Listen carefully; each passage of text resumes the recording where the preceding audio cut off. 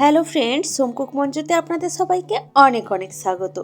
আজ আমার রেসিপিতে থাকছে ভেজ ডাল। মুগ ডাল দিয়ে এই রেসিপিটা আজ আমি বানাবো। এই শীতকালের নানান সবজি দিয়ে ভেজ ডালের স্বাদ হয় কিন্তু অনবদ্য। দারুণ স্বাদের এই ভেজ ডাল আজ আমি কিভাবে বানাচ্ছি এখন আপনাদের সাথে এটাই শেয়ার করছি। চলুন, এখানে দেখুন একটা কড়াইতে আমি এখানে প্রায় 200 গ্রাম মতো মুগ ডাল নিয়েছি। এখন মুগ ডালটাকে এইভাবে শুকনোই আমি একটু কিছুক্ষণ ভেজে নেব। এতে করে মুগ ডালের মধ্যে একটা সুন্দর ভাজা গন্ধ চলে আসবে আর খেতে কিন্তু দারুণ লাগবে। আর ডালটাকে কিন্তু অনবরতই এইভাবে নাড়তে হবে, নাহলে কিন্তু ডালের একদিকটা বেশি ভাজা হয়ে যেতে পারে, একদিকটা কম ভাজা হয়ে যেতে পারে। সেই জন্য এইভাবে সমানভাবে নেড়ে ভাজলে তবে ডালটা সমানভাবে ভাজা হয়ে যাবে। ডালটার গায়ে হালকা একটা লালচে কালার আসা পর্যন্ত কিন্তু ভাজতে হবে। বেশি লালচে আবার হয়ে গেলে তখন আবার ভালো লাগবে না। তো ডালটাকে আমি একবার মতো ধুয়ে নিয়েছি, বেশি ধুইনি, এতে করে ডালের ভাজা যে সুন্দর গন্ধটা এটা চলে যেতে পারে। একবার মতো ধুয়েই আমি কিন্তু জলটা একটু ছড়িয়ে রেখেছি। তারপর একটা কড়াইতে আমি কিছুটা জল আর দুটো তেজপাতা, তার সাথে ধুয়ে রাখা ডালটা দিয়ে দিলাম। ডালটাকে এখন খুব ভালো মতো করে সেদ্ধ করে নেব। তো ডালটাকে সেদ্ধ করার জন্য আমি একটু ঢাকা দিয়ে দিলাম। এখন আমি 5 থেকে 7 মিনিট এইভাবে ঢাকা দিয়ে ফুটতে দিয়েছি। আর দেখুন, ডালটা কিন্তু প্রায় অনেকটাই সেদ্ধ হয়ে গেছে, ডালটা কিন্তু ফুলে উঠেছে। এখন আমি এই ডালের মধ্যে নুন আর কিছুটা হলুদ গুঁড়ো দিয়ে দেব। নুন আর হলুদ গুঁড়োটা আমি প্রথমেই দিইনি, কারণ এতে করে ডাল সেদ্ধ হতে অনেক বেশি টাইম লেগে যায়। সেই জন্য বেশ কিছুটা সেদ্ধ হয়ে যাওয়ার পর তারপর আমি নুন আর হলুদ গুঁড়োটা অ্যাড করলাম। এখন নুন আর হলুদ গুঁড়োটাকে আমি ডালের মধ্যে ভালো করে মিশিয়ে দিলাম। এখন এই ডালটাকে আবারও আমি ঢাকা দিয়ে রাখবো 3 থেকে 4 মিনিটের জন্য। 3 থেকে 4 মিনিট মতো পর ঢাকা খুলে দিয়েছি, এতে আরও একটু বেশি সেদ্ধ হয়ে গেছে। আর এই রকম কিন্তু সেদ্ধ করে রাখতে হবে, একদম যে গলে একদম আঠা আঠা হয়ে যাবে ওরম যেন না হয়। তো ডালটাকে তো তুলে রাখলাম। এখন একটা কড়াইতে আমি কিছুটা সরষের তেল গরম করতে দিয়েছি। সরষের তেলটা কিছুক্ষণ গরম হয়ে যাওয়ার পর তেলের মধ্যে আমি একটা শুকনো লঙ্কা, একটা তেজপাতা আর কিছুটা গোটা জিরে ফোড়ন হিসেবে দিয়েছি। এই ফোড়নটা থেকে কিন্তু খুব সুন্দর গন্ধ বের হয়। চাইলে এই ফোড়নের সময় এখানে কিছুটা গোটা গরম মশলাও কিন্তু দেওয়া যায়, এতেও করেও ভীষণ সুন্দর একটা গন্ধ বের হয়। তো কিছুক্ষণ ফোড়নটা ফুটে ওঠার পর এখানে আমি ছোট ছোট করে টুকরো করে কেটে রাখা বিন, ছোট করে কেটে রাখা গাজর, ফুলকপি আর তার সাথে মটরশুঁটি আমি এর মধ্যে দিয়ে দিচ্ছি। ভেজ ডালে সাধারণত যেই সবজিগুলো দেওয়া হয় আমি কিন্তু সেগুলোই দিয়ে নিলাম।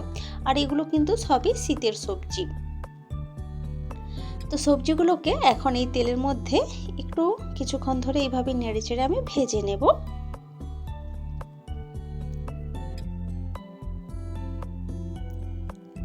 কিছুক্ষণ এইভাবে নেড়ে চেড়ে ভাজলে কিন্তু ডালটা খেতে ভালো লাগবে।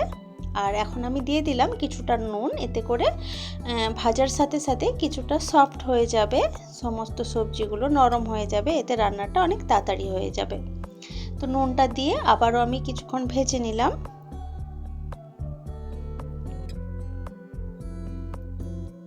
এখন আমি এর মধ্যে দিয়ে দেব 1 চামচ মতো আদা বাটা।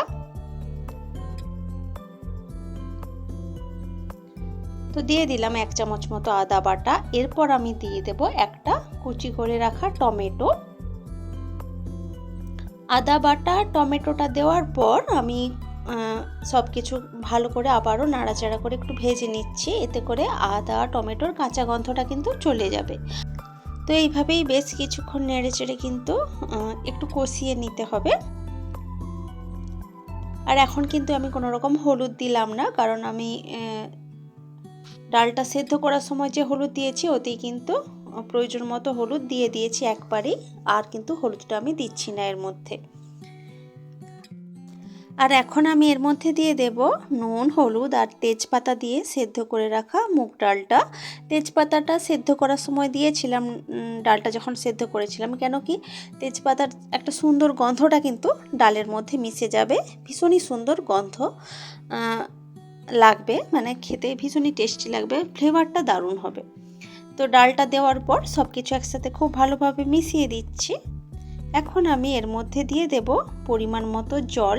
আপনারা ডালের থিকনেসটা যেরকমভাবে রাখতে চাইবেন সেই অনুযায়ী কিন্তু জলটা দেবেন। আর এই ডালটা কিন্তু একটু ঘনই হয়, তো সেই বুঝেই কিন্তু জলটা দিতে হবে। আর ডালটা যেহেতু আগে থেকে অনেকটাই সেদ্ধ হয়ে আছে, সেই জন্য খুব বেশি কিন্তু এখন জল দেওয়ার প্রয়োজন নেই। তো ঢাকা দিয়ে রেখে দিলাম আমি জলটা দেওয়ার পর প্রায় 3 থেকে 4 মিনিট মতো। 3 থেকে 4 মিনিট খুব ভালোভাবে ফুটতে দিয়েছি। আর গ্যাসের আঁচটা কিন্তু আমি মিডিয়ামে রেখে তবেই ঢাকা দিয়েছিলাম। এখন আমি এর মধ্যে দিয়ে দেব কিছুটা চিনি, ওই হাফ চামচ মতো চিনি কিন্তু দেব আমি এর মধ্যে। এতে করে ডালের স্বাদের যে ব্যালেন্সটা ভীষণ ভালো হবে।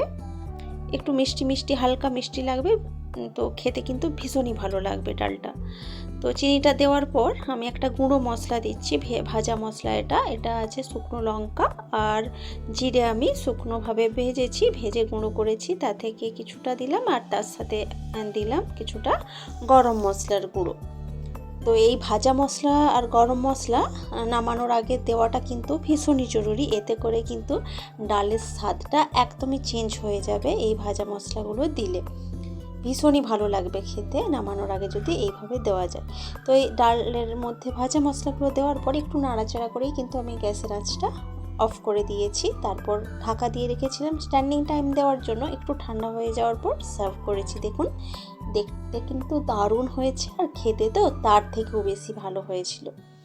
ভীষণই ভালো হয় এই রেসিপিতে। এই ভেজ ডালের রেসিপিটি আপনাদের কেমন লেগেছে সেটা কিন্তু অবশ্যই আমাকে কমেন্ট করে জানাবেন। ভালো লাগলে লাইক, কমেন্ট, শেয়ার করবেন এবং প্লিজ চ্যানেলটি সাবস্ক্রাইব করে আমার পাশে থাকবেন। আর দেখুন ডালটা কতটা ঘন হয়েছে। এইরকম একটা ঘন ডাল যদি থাকে গরম ভাতে, তার সাথে একটা যে কোনো কিছু ভাজা হলে কিন্তু সেদিনকে আর কোনো রেসিপির প্রয়োজন হবে না। তো রেসিপিটি অবশ্যই ভালো লাগবে নিশ্চয়ই আপনাদের। তো আজকের মতো টাটা, বাই বাই। দেখা হচ্ছে অন্য কোনো দিন, অন্য কোনো ভিডিওতে, অন্য কোনো রেসিপির সাথে।